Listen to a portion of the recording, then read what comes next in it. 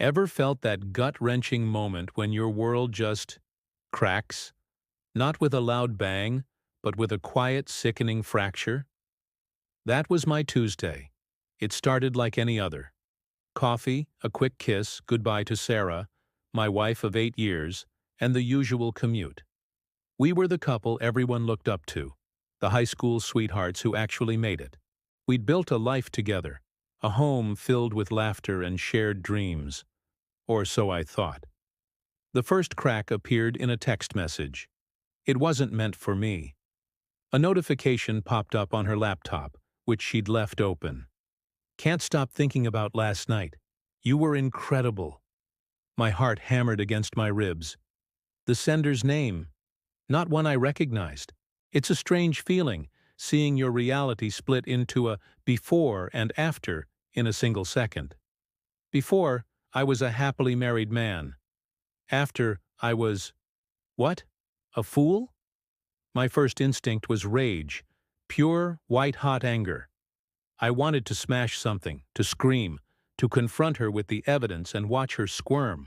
I imagined the dramatic scenes you see in movies, throwing clothes out on the lawn, yelling accusations, demanding answers. Part of me craved that chaos, that release. It felt like the only way to match the turmoil churning inside me. I pictured myself hiring a private investigator, gathering irrefutable proof, and exposing her in the most public, humiliating way possible.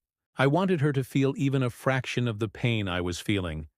But as I sat there, staring at the screen, a different feeling started to creep in. A deep, profound sadness.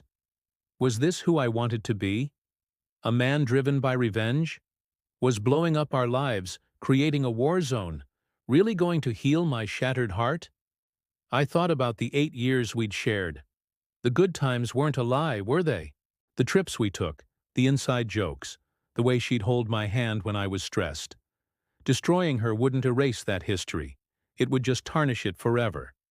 It would turn our story, which had moments of genuine love, into nothing more than a bitter tragedy. So I chose a different path. I started quietly observing.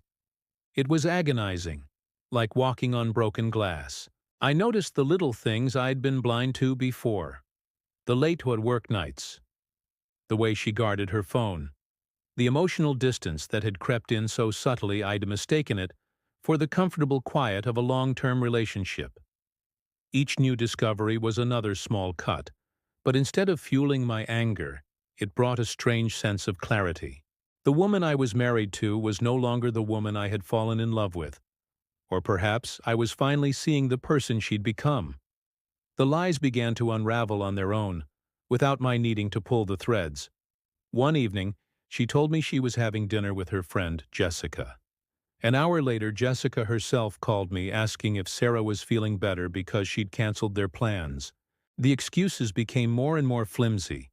It was almost painful to watch her dig herself into a deeper hole, her stories contradicting each other. I didn't have to play detective. I just had to listen. She was building her own cage of deceit, bar by bar.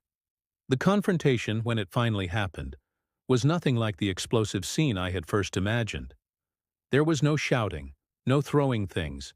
I simply sat her down one evening and said, "Sarah, we need to talk. And I need you to be completely honest with me." I didn't lead with accusations. I just looked at her, my expression calm, and waited. The silence was heavier than any words could have been. And then it all came pouring out. The tears, the confessions, the jumbled excuses about feeling neglected, about the thrill of something new. She admitted everything. Watching her, I didn't feel the triumph of a victor. I felt pity. Pity for her, and pity for the man who had loved her so completely. She wasn't a monster. She was a flawed person who had made a series of terrible choices, breaking the most sacred promise we had made to each other. In that moment, I knew I had made the right choice. Revenge would have put me on her level. It would have meant letting her actions define my reactions, trapping me in a cycle of anger and bitterness. Instead, I could choose my own path. I told her calmly that our marriage was over. I explained that I couldn't rebuild trust where there was none left, but that I didn't hate her. I was deeply hurt, but I wouldn't let that hurt consume me. Choosing peace over revenge isn't the easy way out. It's incredibly difficult. It requires you to process your pain instead of just deflecting it onto someone else. It means accepting that you can't control another person's actions, but you have absolute control over your own. By walking away with my dignity, I wasn't letting her win. I was winning back my own life, my own future, and my own peace of mind. I was refusing to let her betrayal be the final chapter of my story. Instead, it became the catalyst for a new beginning. Moving on wasn't immediate. There were days of intense sadness and nights spent staring at the ceiling, questioning everything. But with each passing day, the weight on my shoulders felt a little lighter. I focused on myself, rediscovering old hobbies, reconnecting with friends, and finding joy in the simple things again. I learned that true strength isn't about how loudly you can roar in a fight. It's about how quietly you can walk away from a battle that isn't worth fighting, preserving your own soul in the process. The best revenge, if you can even call it that, is building a life so full and happy that the past simply has no power over you anymore. And that's a victory no one can ever take away. Thank you for listening to my story. If you've ever faced a situation that tested your very core, I hope this offers a different perspective.